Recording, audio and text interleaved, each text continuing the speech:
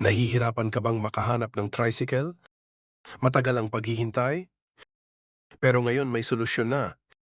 Ipinapakilala ang Trike Go. Buksan ang Trike Go app at click ang Register Now. Ilagay ang iyong personal information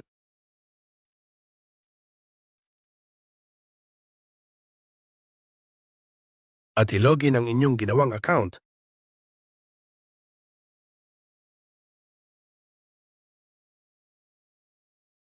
Pindutin ang book, pumili ng pickup location at drop-off.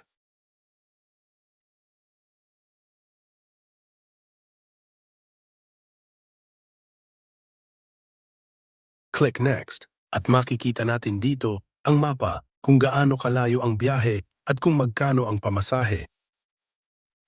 Pwede ka rin maglagay ng notes para mabasa ng driver at i-click and confirm at nakapag-book ka na.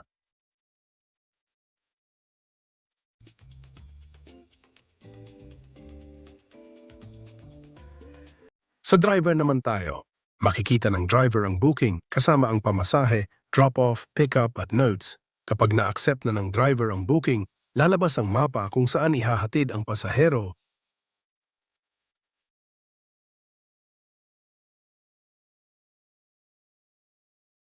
Kapag kasama na ang pasahero, kailangan pindutin ang pick-up passenger.